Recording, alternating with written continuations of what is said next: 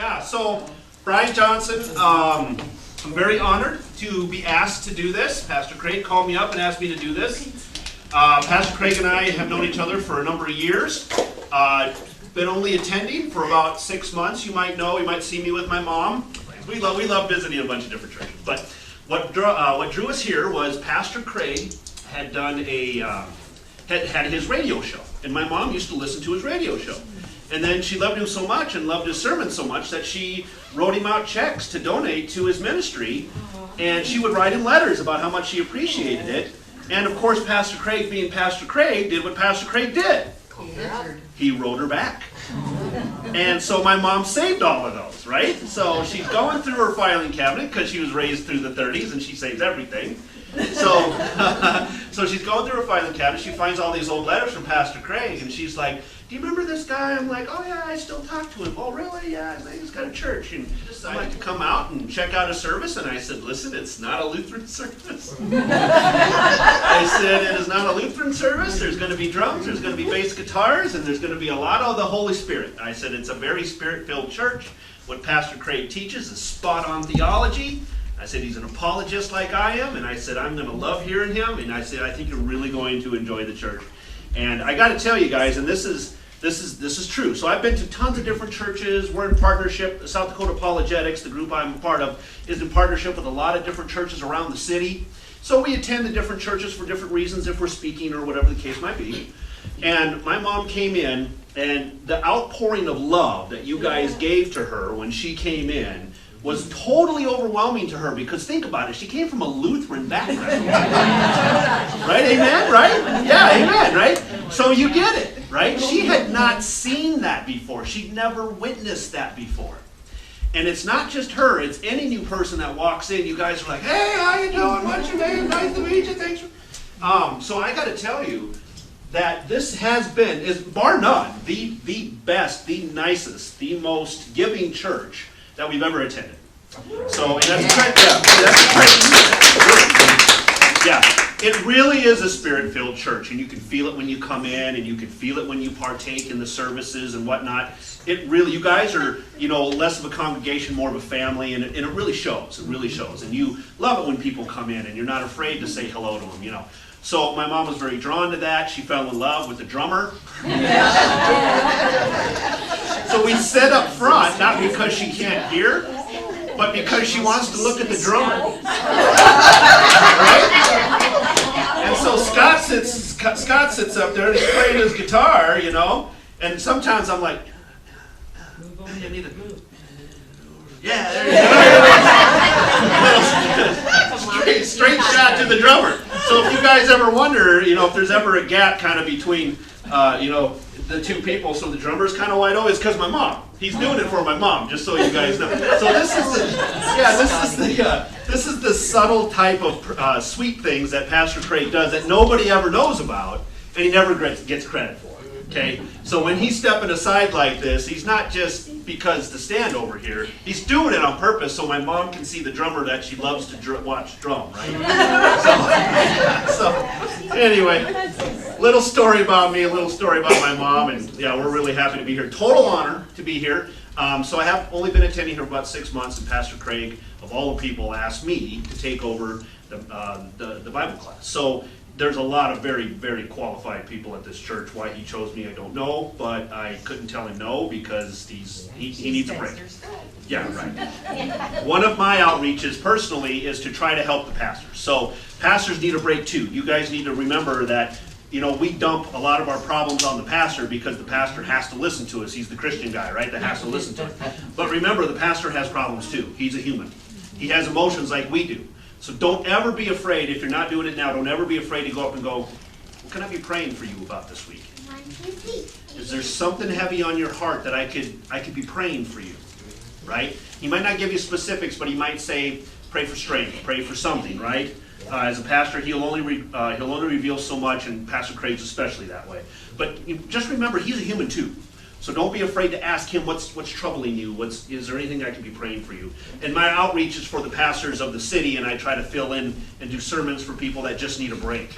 Or we have coffee, and I'm like, "Tell me what's going on with your life. Let's talk about how you're doing." So doing this for Pastor Craig is just a great honor for me. I'm glad I can help out. And I hope that you guys will get something out of it. I hope you'll pull something from this. I'm not as good as he is when it comes to his lessons and such, but hopefully you guys will be able to find me an adequate fill-in.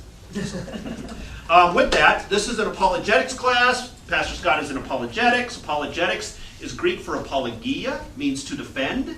So I am a Christian apologist, means I defend the Christian faith. You have Muslim apologists. If any of you watch sports, football in particular, they'll do reviews after games, and you'll hear people say they are a quarterback apologist. So that word is used when you're defending a particular person or idea or whatever. So I'm a Christian apologist, and what my main focus is to give people evidence for is God real? Can we know God is real? Are there actually scientific evidences to show God is real? How about the Bible? Is it really true over the Quran, over the Book of Mormon, over the other books that are out there? Is there evidence to prove that one is more true than another? That's what I do. So I give scientific arguments for the existence of God. I give philosophical arguments for the existence of God. And this is the type of stuff that I like to talk to people about. I never find a Christian that doesn't have questions. So you guys need to understand that this is a safe zone, okay? I will not have puppies here for anybody. However, I will open it up. Ah, somebody got that. Yeah, thank you, Jill. So this is a safe zone. So I want you guys to know that, listen, everybody has questions about the Bible and Christianity, and it doesn't make you any less of a believer, okay? So when you're here, if you have questions, raise your hand and ask the question. It's okay. Nobody's going to say, what, are you falling away from the faith? Or do you not believe anymore? No. This is, everybody has questions. Doesn't mean that you don't believe. Just means that maybe there are things you're not quite clear on. And that's okay. Because that's where I started, right? So coming out of college, I had all kinds of questions about the Bible, and I was a very lukewarm Christian. And I decided one day I just had never given the Bible a chance. Was Noah's flood real? Is there any evidence for this God thing or whatever? Because, we had evolution and we had the Big Bang, and it seems like I don't even know if we need God. And I started looking into it, and the more I learned, the more I was like, wow, there's a ton of evidence for the existence of God. It's everywhere, right?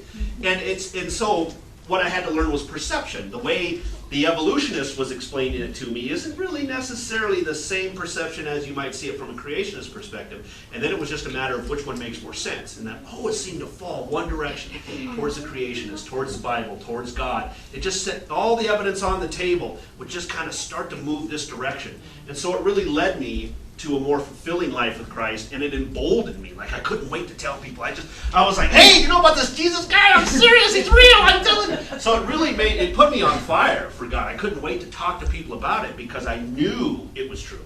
I didn't think it was true. My parents made me go to church on Sunday, which was my whole upbringing, right? I knew it was true. And so for me, it emboldened me. So if you guys have questions, I want to make this class not about me. I want to make it about you. And so I have a lesson for tonight. This is the one that I did out at the Creation Conference. It's the one I've done at Sunshine Bible Academy for the kids. A lot of people had came up to me afterwards, and I've refined it over the years, and I've got it to a point where I've got a lot of kids that say, I hate science, but I like this. So if you don't like science, I think you might even enjoy this tonight. I have some study guides here, but one of the things that I'm going to do is I'm going to have you guys maybe just give me some. Does anybody want a study guide? Yes. Does anybody want one? Okay. You have enough. I think we might. Give me that, and then if we have extra at the end, I'll give it back to you. How about that? You want one of us to get that out? Yeah, would you please? That would be great. Thank you so much. All right, very good. So take what you need. Tony made those for me. Thank you very much. Hey, Tony. Tony the scribe. And so, You can just have one. We can just have one. all right, I'll just take notes on my phone. Thank you. So, do you guys have any questions? Is there anything you've ever wondered about that we might be able to cover in future lessons? Yeah, anybody ever had something? Any questions? How about the angel quote? Well, God could have used millions of years. I've heard that one, I don't believe it, but, yeah. Yes. Well, God could have used it. God could have used the Big Bang. So, Okay. So what's an answer for that when people say that? well, I'm not going to tell you tonight. I have another lesson prepared. Oh. These are for another lesson. Gotta come back more. Yeah, it makes you come back. Wow. Do you not understand the premise of this? Anybody else?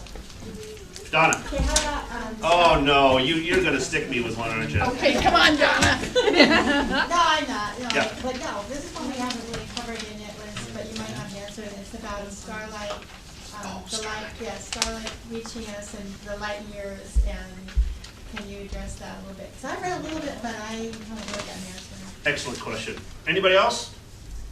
Except you won't get an answer this time. I know. Anybody else? How about you kids? You kids got any questions? Come on, anything? Nothing? Nothing? Really? How about you? How about you, Roar? Batman. Do you have any questions? Got any questions? Anything you No. want to learn? Chicken. Do you want to What know? came Chicken first, and egg chicken thing. or the egg? Okay, so I want you guys to continue. I'm just going to go ahead and keep those. I want you guys to continue to think about it, okay? And next week we'll ask some more questions and we'll do some more. I'm going to spill that. Someone's going to kill me. So I will continue to take questions from you guys. If you want to give them to me on Sunday, that's fine too. But keep thinking about questions that you might have about the Bible itself, and we'll try to address them as we go along. If that's too wobbly, you can just set it on that shelf. It'll be fine, as long as I'm not stupid and stumble into it again, and we'll be fine. So, yeah, so if you guys have questions, feel free to ask, all right? And we'll try to cover it in the upcoming events. I'd like to get questions answered, because I've got all kinds of stuff I can talk to you about, but there might be things that you want to know, and then you're like, well, I really kind of wished I'd have got this answered, and I want to try to give that to you. So we'll try to make it more about you as we push forward. Just go ahead and ask those questions. Tonight, we're going to talk about science. We're going to start tonight with a science demonstration, okay? And so as we move forward, we might move into some more maybe philosophical arguments. We might move into some biblical arguments. So we might kind of cover the gamut by the time we're done. I'm going to try to make it something for everybody, like a whole, my dad, this is for my dad, Dad. This is a whole Borgeshmort of things, okay? So yeah, the whole Borgeshmort. My dad said that all the time. It's one of his favorite words. So, is evolution actually impossible? This is something that we get from the kids all the time. And this is what they get in school. So, let's go through just a couple of very simple basics here about evolution itself, because I need to clear this up for the Christians too. Sometimes we Christians put out really bad information, and we never want to be doing that when we're talking to someone. One, you don't want to know that you're telling somebody else false information. Two, if you ever talk to somebody that actually understands evolution, they're going to tune you out in about 5 seconds when they find out you don't know what you're talking about. Okay? And there's no way you're going to be able to reach them with any kind of conversation. Okay? So I'm going to give you just a basic here, and I want you guys to think about this going forward, because it's so important that we don't talk over one another when we're conversing with other people on this type of topic. And that is this. Something you're going to learn tonight is empirical science. This is so important that you remember these. Three things about empirical science. Empirical science is testable, it is observable, and it is repeatable. Testable, observable, and repeatable. Every science experiment done today by PhDs all over the world go back to these three things. Testable, observable, repeatable. This is how real science is done. Empirical science is done. Okay? So with that, can you guys tell me, empirical science is? Testable. Observable. And? Repeatable. Very good, thank you. Okay, excellent. Said you can't teach an old dog new tricks. Nice!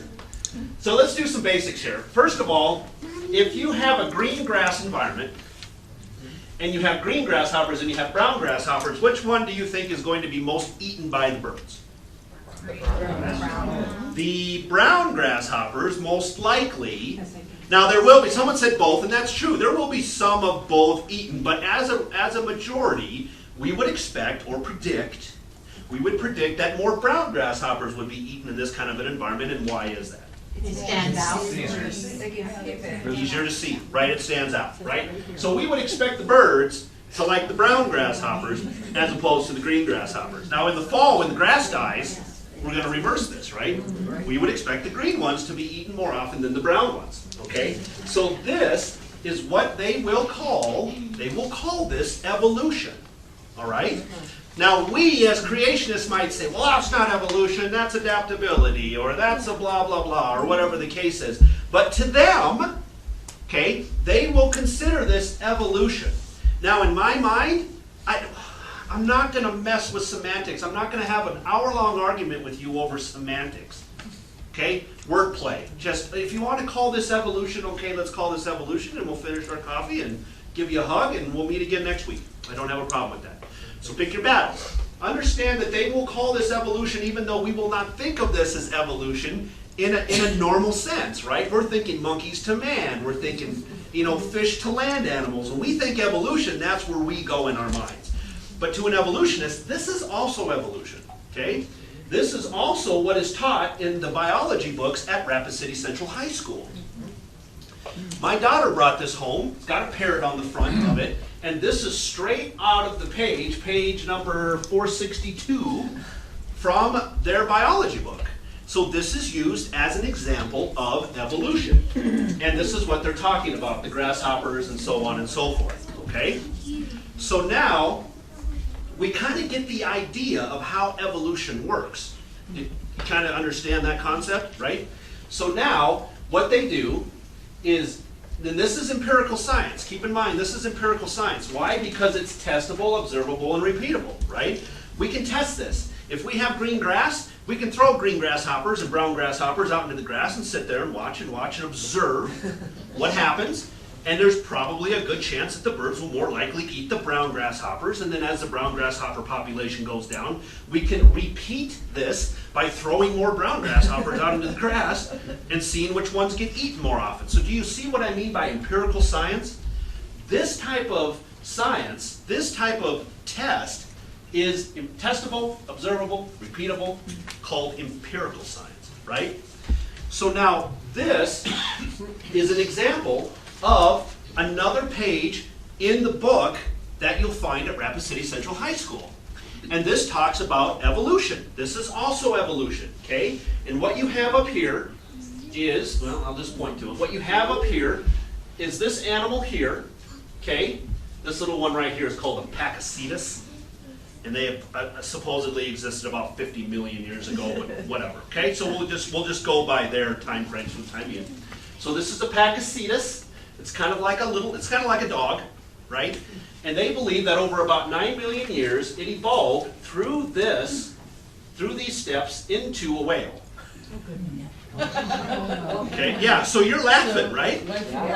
Dude, this is what they teach in school, okay? So this is really funny to me because every time I do this for the kids, whether it's 6th grade or 12th grade, and I tell them that a dog eventually evolved into a whale, they laugh. Like the kids get it, right? They're like, that's stupid, that doesn't make any sense. But if you go to college, they'll tell you this again in the college textbooks. You know how I know? Because I audited a class at Black Hills State University, and this was in there. They were teaching the college kids this in college, right?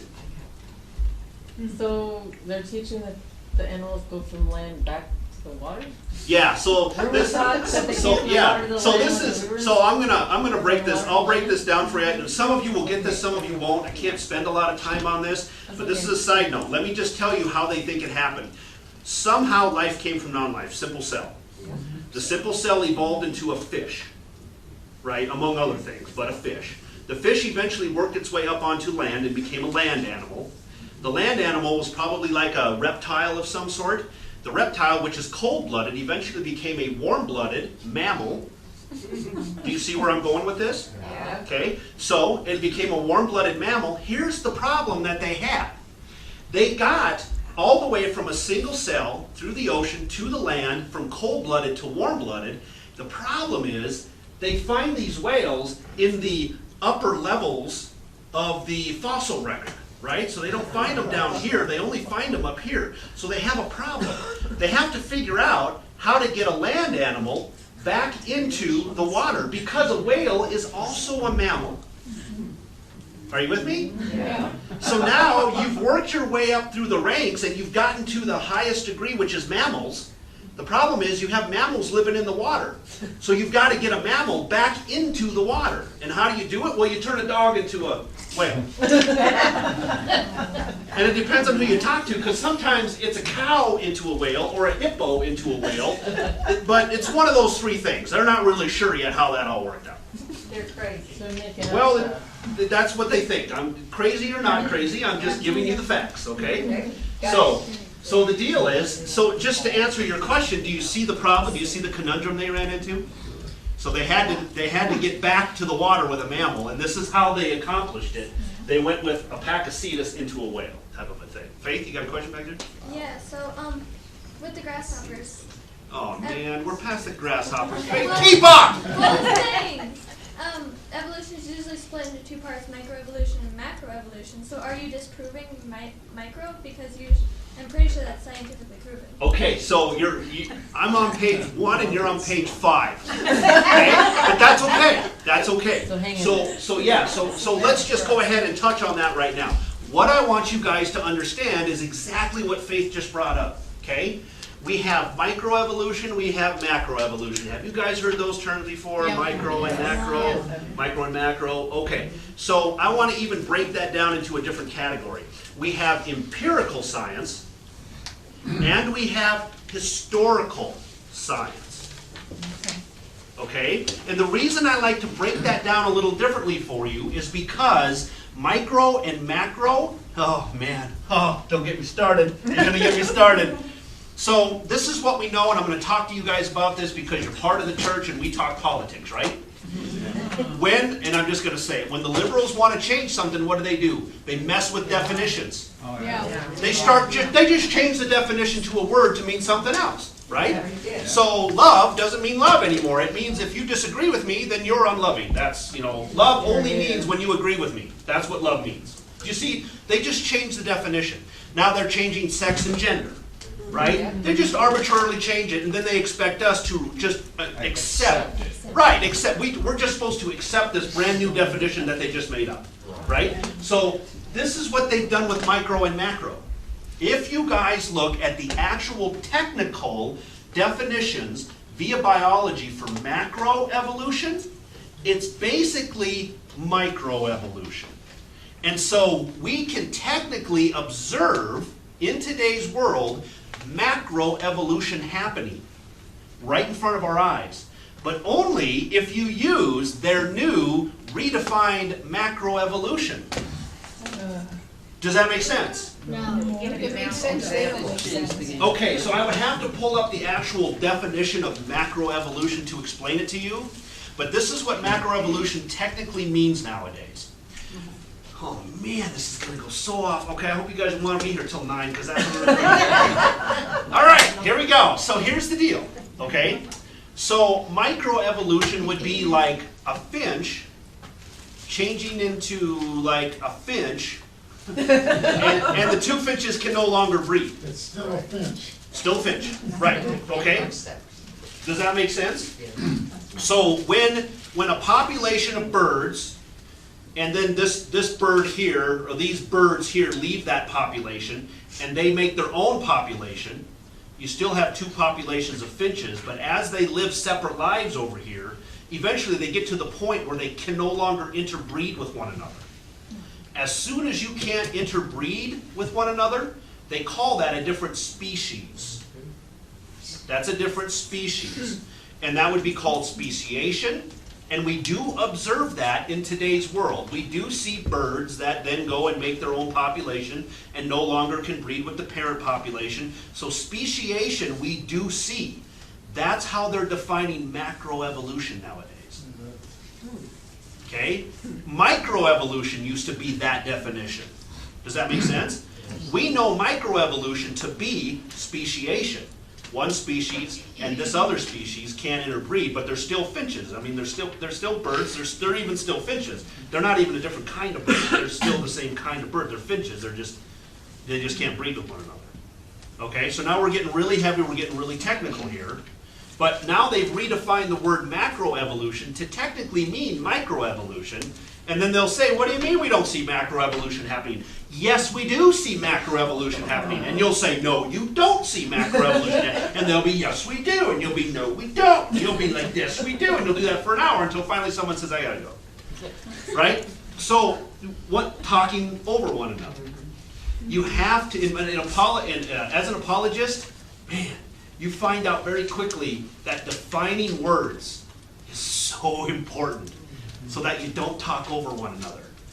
If I'm an atheist and I believe in evolution and I'm talking to you about macroevolution, you're thinking macroevolution is one thing, I'm thinking macroevolution is another, and we're going to go at it and we're just talking past one another because we haven't defined our terms. Does that make sense? Yep. So now they've redefined macroevolution to mean microevolution. So I want to try to maybe change your way of thinking about this, okay? And instead of micro and macro, I want you to start thinking about it in terms of empirical science and historical science. Does that make sense? Yes. So if they've already redefined macroevolution into microevolution, then what do they define microevolution as? So that's even a more minute, okay, oh man, no, I can't go there. It's even, okay, it's even watered down even more. So microevolution is basically any change. Like for instance, your kids are microevolution because they're not the same as you, So you're right? talking more genetics then? Correct. Okay. Yeah. So your kids are an example of microevolution. They're not the same as you are, genetically, right? So that's microevolution to them. And then macroevolution is when two birds can no longer breed with one another. That's macroevolution to them. But they're still birds and they're still the same kind of bird, they don't care. Does that help a little bit? Okay. But what it really is speciation? That's the word, when one species can no longer Yeah. breed with another species, that's speciation. So why not just use that term? Well, most people do, okay? Just know that if you ever get into a conversation, don't talk over one another. I use empirical science and historical science, and then we can define those terms. Empirical science is testable, observable, repeatable, and that's why I'm trying to beat that into your head. That's the stuff that we would consider microevolution as, right? Historical science is this type of stuff. This we would define more as macroevolution. Does that make sense? So historical and empirical help define that a little bit deeper for us. How do you spell that? F-A-K-E? Something like that. Yeah, you're very close. Oh, yes. You defined the empirical, how would you define historical? Historical science, I don't know if I can give a definition to it. I would say historical science is, I'll just tell you that historical science has to be based on assumptions. Okay. Okay. Yeah, well, no, it doesn't have to be millions of years. Could be anything. But historical science would be based on assumptions. Think forensics. Okay? Okay. So, empirical science is, I watched the guy point his gun at this guy and shoot him. I watched him do it. I know he did it, and I had 30 other people that watched him do it as well. That's empirical science. Historical science is, I just found a dead body on the floor, And he was holding the gun. and nobody's around. Like, nobody's around. There's just a dead guy with a bunch of bullet holes in his back, and I don't know how it happened. I'm just calling cops, 911. Right? So there's nobody there. Think of that as historical science. Now the detectives have to come in, right? And they start looking at the evidence. Are there boot prints? Is there DNA? Are there hair samples? What kind of bullet was in the guy? What kind of gun can we confer from that? Let's talk to the neighbors. Did the neighbors hear anything? Do you see how it all takes this external type evidence? And then they try to put external evidence to the actual crime in order to find the guy that did it. Does that make sense? Okay, so you saw a guy, hood on, running around the corner with in the camera. The camera on the street corner caught a guy running away, right? And you questioned him. Well, a guy on a camera just running away doesn't make him the killer, but it sure is suspicious, right? So there's evidence from that. This is how we do historical science. So they would look at the the evidence that they believe confirms this kind of stuff. And they'll point to A, B, and C as evidence for it. And we would say, whoa, whoa, no. Let's give you the creationist perspective on the same evidence. Do you see what I'm saying? So we all look at the same evidence. This is the evidence for whatever, okay? And they're going to look at it from one perspective, and we're going to look at it from another perspective, and let's see whose makes the most sense. That's how we decide. The problem is, in today's world, the evolutionists are like, you don't get a say. Right. Only we get to say how to interpret this evidence. You don't get a say. And so that's where we're stuck. So, does that help? Empirical, historical? Yeah, I was trying to figure out, because these guys are in, regular school system. How do you Yes. help them through that? Okay, well, if it's testable, observable, and repeatable. If you can test it, observe it, and repeat it like we showed, then it's fine. I mean, creationists we don't have a problem with that kind of evolution. Does that make sense? Because we can see it. I mean, we can watch that happen. What we do have a problem with is this kind of stuff. So when the teacher says green grasshoppers are chosen more often or chosen less often in a green grass environment, That makes sense. right? You can say, okay, that's fine. And then when they say, and that's how we know that a dog became a whale, it's the same kind of process. You can go, wait a minute, hold on. We can observe one of those, but we can't observe the other. How can we just decide that this is how it all happened? That's not fair. Now, if any of you actually, I've read the South Dakota Science Standards front to back because I'm a geek. It's what I do. So this kind of evolution is taught to kindergartners through 5th grade. And this kind of evolution is taught 6th through 12th. They just roll them over into the next thing. Once they get them thinking about all of this is true, yeah, it's true, I get it, yeah, that's true. Then all of a sudden, in 6th grade, they start to roll into this kind of stuff. Okay? And it's like, I drew a huge line in the science standards when I saw that. I'm like, wow, look at that. They just flipped them right over. How sneaky was that? All right, Faith? That kind of evolution we know isn't empirical because we can't repeat that, but we can't repeat creation either. So how do we prove to other people that that's true? Ooh, Right. that's really good. We're getting there. I'm on page 3 or on page 7? Yes. So the two things that come to my mind when we're talking about this, and you're talking about empirical science, is hypothesis and theory. Yes. So I don't know how that plays into the two sciences that you're talking about. So- Empirical and historical. Man, you guys, rabbit trails. We'll do it. It's all about you, right? Here we go. That's what you told us. Yes. That's my fault. Okay, so theory of evolution, right? Let me tell you how it works in a science world. When you first come up with an idea, it's called a hypothesis. I just have this idea that I think might be true. I'm not sure. I need to test it, but I'm going to write it down on paper because I think this might be true. So you come up with this idea, a hypothesis, you make predictions about that hypothesis, and then you test that hypothesis. Now, as you test the hypothesis, if it matches your predictions, and you can repeat it and do it over and over again, eventually you get to a point where you can consider it a theory. That's the next step up the chain. And if you do it over and over and over again as a theory, and it always comes back, every piece of evidence points to it, it becomes the next step, which is the highest echelon, and that is called a law. So it's not the hypothesis of gravity, it's the law of gravity. And the reason it's a law is because it's been tested so many times. I can test it right here in front of you. Look, we're doing science right here. Every time I drop this thing, the thing is falling. So we might not understand everything about gravity yet, but we know it exists. Like, we know gravity exists because it just keeps falling back into my hands. It never falls upwards. It always falls down. It's because we have not a vacuum in here, but. Yes, right, I'll get you correct. more. But you get the point. Yeah, so, I mean, they called it the theory of evolution, of course, when I was going through school, many, long time. So, if they're calling it a theory, are they still calling it a theory? Okay, so they're still calling it a theory because they need you to believe that it's absolutely true. Matter of fact, they're like, we could all but call it a law. I mean, we know evolution happened. We know it. I mean, we know. And so, like, for them, the theory of evolution is just, it's undisputable, right?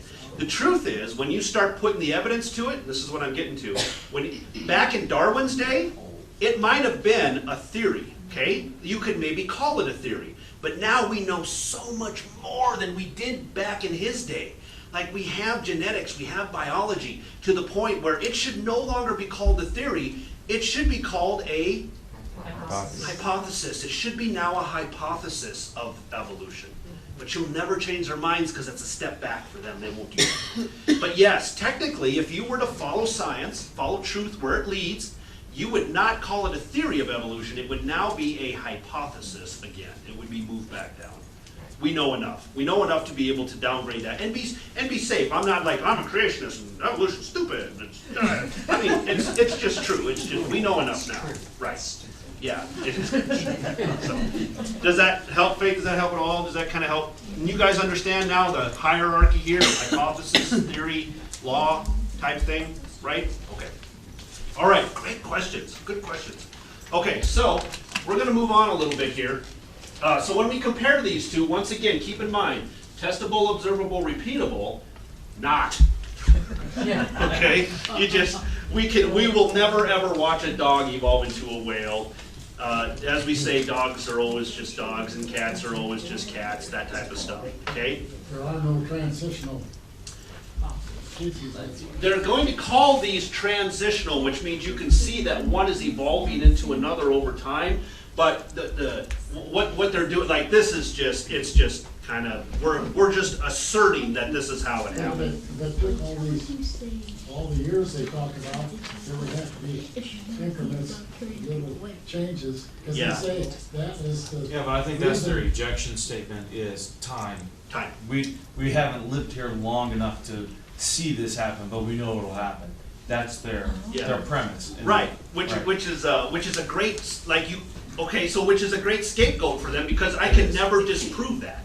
Correct. So another litmus test of science is that you have to make it falsifiable. When you come up with a hypothesis, you also have to make that hypothesis falsifiable. You got to be able to falsify the evidence. And that's why they don't allow religion into the classrooms, because they claim you can't falsify God. So therefore it's not science. Well, okay, let's play that game. I'm serious, let's play that game. So if you have to falsify it in order for it to be called science, I want you to think about this. How do I falsify this?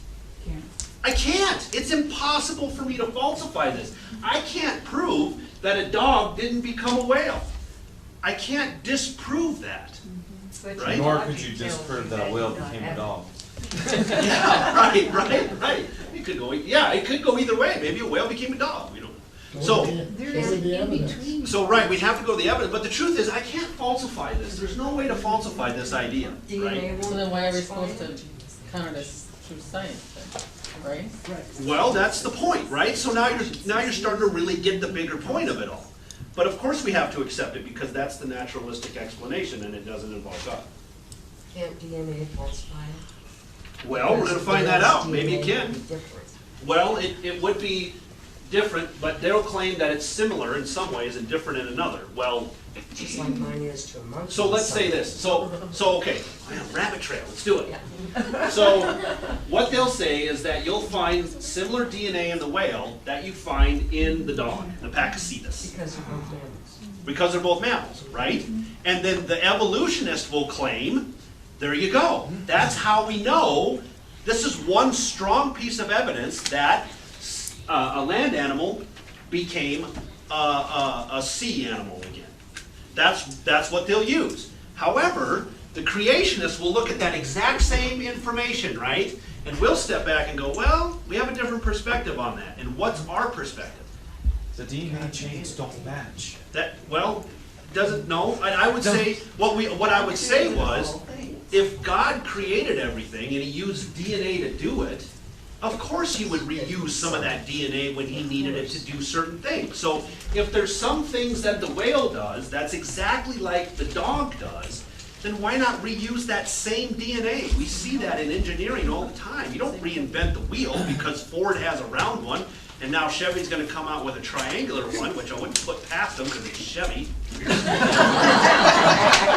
I'm teasing. They don't reinvent the wheel, right? You change the innards of it, but not even all the innards. Ford and Chevy have all kinds of things in common when you just look at the basics of it. So we as creationists would say, yeah, of course you find some similarities in DNA, because God created everything with DNA. He just reused it in different parts, right? And that's why we would find that monkeys or apes and humans would have a lot of DNA that's similar. Because we're very, very similar looking. Of course we're not going to have a lot of DNA in common with a spider or a crab or a fish. We're not built the same. It's not the same body type. It's not the same, what would be called a phyla. It's not the same phyla. Yes? How do they falsify God? Well, they can't. They can't falsify God, right? That's why they can't teach it. This is why they can't teach it. If they could falsify God, then it would be allowed. It would be called science according to them, but once again, we've already shown that they can't falsify evolution now either. They just keep growing it and growing it and growing it. And every time they come up with something else that doesn't fit evolution, they make it fit evolution. They force it to fit evolution, so you can't falsify it. Like the dog turning into a whale. Like the dog turning into, well, I can't falsify that. How do I falsify that? Because we don't observe it happening. We can't watch it. Wouldn't it be the opposite of evolution, of going from warm-blooded to cold-blooded? So no, because evolution doesn't care if it continues to go up. Evolution doesn't mean that the next organism gets better, or smarter, or faster, or stronger. That's not what evolution means. Evolution is just change. So if something gets weaker and moves from land to water or whatever, that's still evolution. It's just changing. It's just that organisms change over time, not that they necessarily have to become better or bigger or stronger or better. Nothing like that. So that's what they would say to that. That would be the pushback from the evolutionists. I might go back to what I was trying to say. If this was true and took 50, 60 million years to go through this process. 9 million. 9 million? Yeah. It's still a no. I know. So, is it, are we talking about punctuated equilibrium then? So, okay, so that's a really good question that only you will probably understand. But yes, this would be more considered punctuated equilibrium. If you could get it in 5 million or less, that would definitely be punctuated equilibrium at that point. Which doesn't exist, but I mean. Well, but that's what they claim. Right. So what he's talking about here is punctuated equilibrium is evolution, but evolution really fast. And what they mean by really fast isn't like a day or two. They mean like if it only took 2 or 3 million years to get from point A to point B, they would call that evolution, but they would call it punctuated equilibrium because it happened very quickly. Evolution as an idea is millions of years, right? So if it took like 20 million or 50 million or 100 million or 150 million, that's your typical definition of evolution. Then punctuated equilibrium is still evolution, but that's what if it only takes like 5 million years or 6 million years, if it's really quick, right? I still have a question even with that. But hold on, here's the problem, because I want to keep going with this train of thought. So this is something else that I think you guys will appreciate since we just talked about falsifying this. I'm going to give you this, okay? So if it takes hundreds of millions of years for something to change, that's evolution, right? If it takes a few million years for something to change, that's evolution, according to them, right? If something doesn't change at all over millions of years, if it remains the same thing over hundreds of millions of years, they call that stasis. And it's also considered part of the theory of evolution. Oh, What was that word? Stasis. Stasis. Stasis. So now think about this logically, okay? If things change over time, it's evolution. If things change quickly over time, it's evolution. If things don't change at all over hundreds of millions of years, still evolution.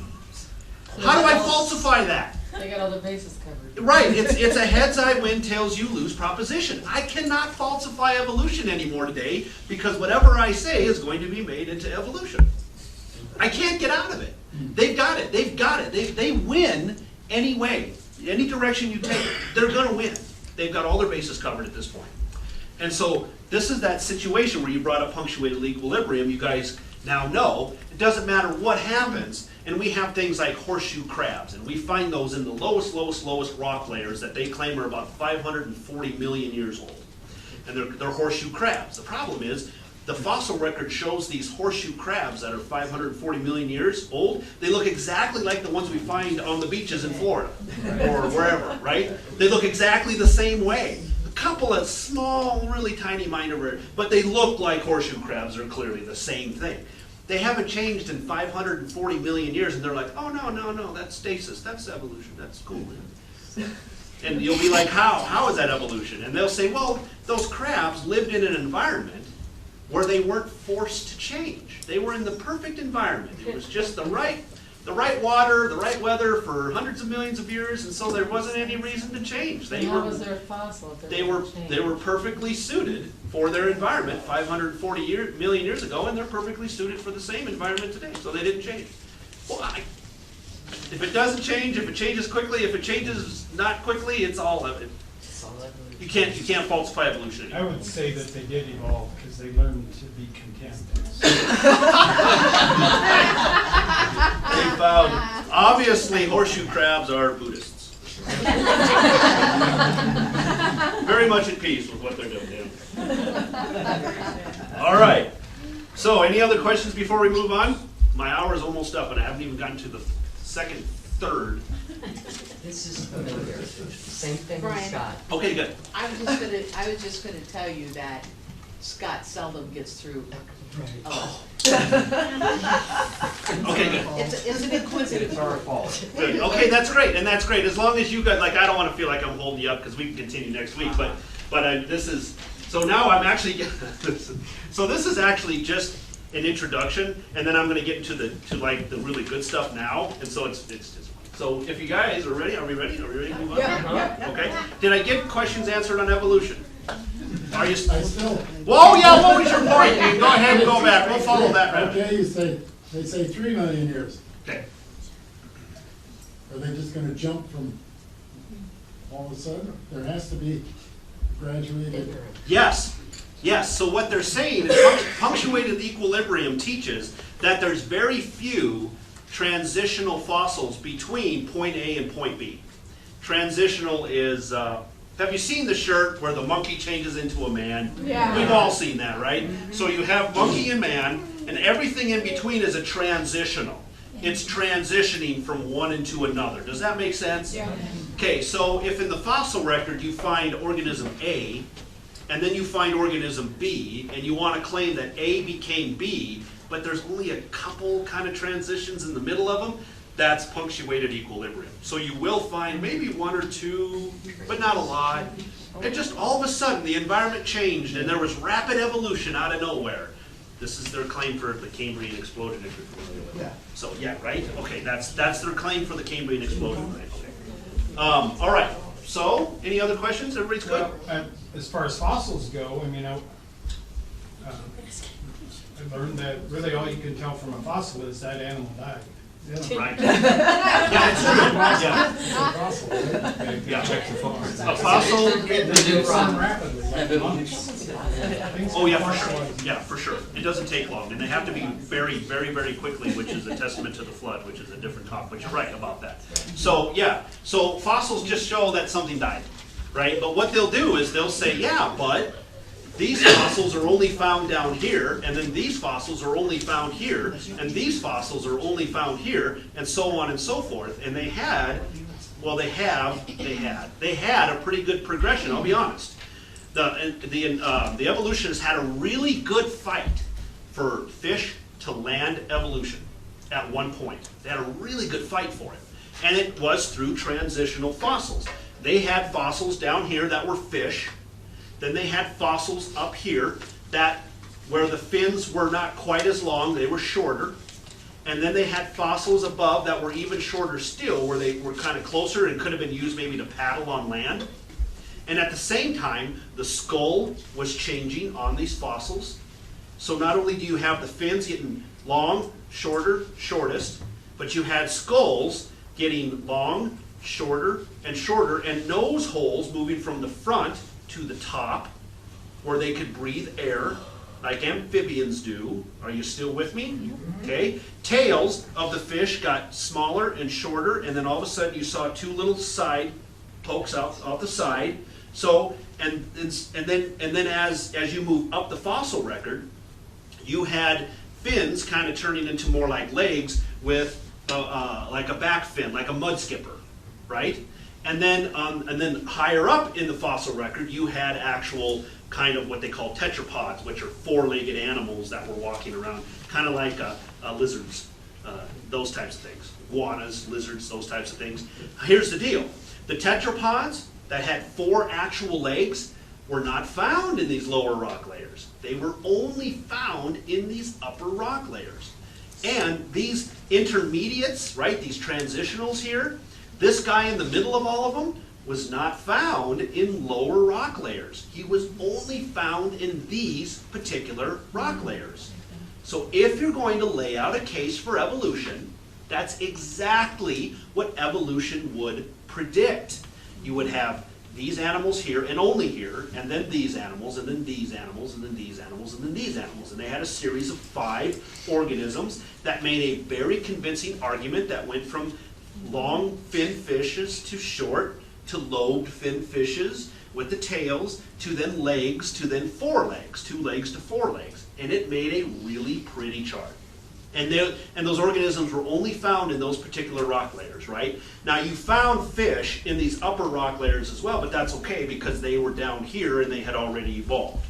So are you still with me? Mm-hmm. So evolution, that was a really, really good argument. And as a matter of fact, they had found, there were five different fossils, and they found 1, 2, 4, and 5. But they had not found 3 yet. And a guy named James Shapiro from the University of Chicago recognized this and said, okay, what we're looking for is an organism that's between 2 and not yet 4. We need this guy in between here. And it should be in rock layers, and I think they were right around 70 million years, I can't remember. No, it was a little bit, I can't remember. But he said we should find them in rock layers at this level. So he went out on an excursion to do that, and after weeks and weeks and months of trying, in those particular rock layers, he found something called a Tiktaalik. That was the name of the organism that he named it. And it was like heralded as evolution is proven because he predicted he would find this particular fish in this particular rock layer, and it would be above the 2 and below the 4, and it would be a perfect fit in the series of transitions leading to from a fish to the land. Do you all kind of get me now? Do you understand where I'm at? For the most part, right? So he made this prediction, and it came true. He nailed it. He did nail it. And I'm like, huh, that's actually pretty good. That was like some of the first really good, solid evidence I ever saw for evolution. That was really good, right? So that held for quite a while. And then, as God's humor would have it, what happened back in about 91, 97, some guy was digging through some rock layers, and he found a 4-legged tetrapod in the rock layers where number 1 was at. Right? And so now it was more likely that the 4-legged animals he found up here were just descendants of the 4-legged animal he found down here, because that's what we see in the world around us, right? And it blew it all up. Like, it just completely blew the whole thing apart. And they shoved it under the rug, and they never talk about it. But you can find it if you go out and look for it. It's like tetrapod trackways in Devonian period. If you Google that, you'll find that article. And it shows that this 4-legged creature, it was huge too. It wasn't like a little iguana. This thing was like 7 feet long, like a 7-foot-long iguana walking the land. It was a big dog, right? And it had 4 legs. It was cold-blooded. It had scales. It had a long tail. They got tons of tracks, so they know exactly what it was. There's no mistaking what it was. And it's found in these rock layers that are way down where number 1's at, you know? So it just blew it all up. So anyway, however, James Shapiro is still like, yeah, we got you. I mean, Tiktaalik, we nailed it, blah, blah, blah. And we're like, dude, that's so old now. It was a different species. It was a completely different species. Yeah. Good for you. As a matter of fact, I would say it was a different kind, actually, at that point. Yes. So if you guys ever follow the chart down and you hear species talked, above species is something called a genus. Above genus is, does anybody know? No? Phylum's way up at the top. So species, genus, and then family is above here. If you guys ever want to truly equate what a kind is in the Bible to something, equate it to a family. A kind is most like a family. It's not most like a species. Don't be one of those Christians. They've got it wrong. A lot of Christians think a kind is like a species, and it's not. It's not. A kind is most closest to a family of organisms. And let me give you an example of a family. Canines. Felines. Right? Those are families of organisms. Canines only bring forth canines. Felines only bring forth felines. That type of stuff. Species would be, this cat can't breed with this cat.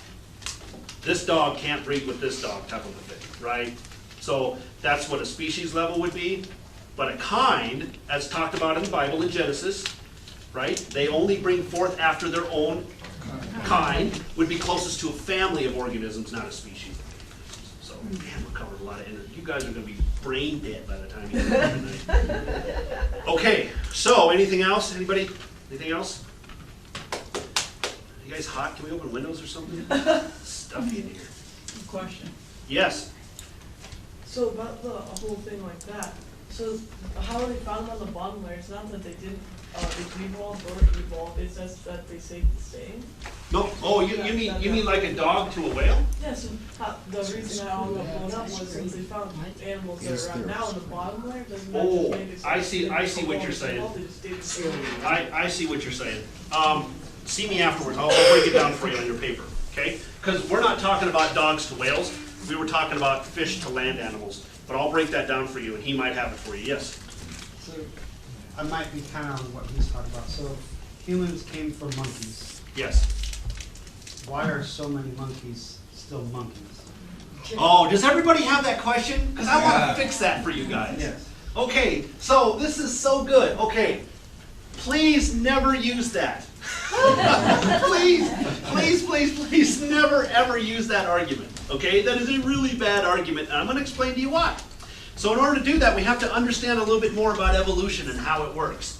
Evolution works in populations, okay? And what I mean by that is, we should have some fun since we've been an hour into it. I want you two to come up here, I want you two to come up here. Okay? Seventh inning. Okay, so, would you move that for me, please? All right, so I'm going to illustrate this for you. I want you to come over here. I want everybody to come over here. I want everybody on this side. All right, so we are all, first of all, we didn't actually, if you want to get really super technical, humans didn't actually evolve from monkeys. We evolved from lower primates. Okay?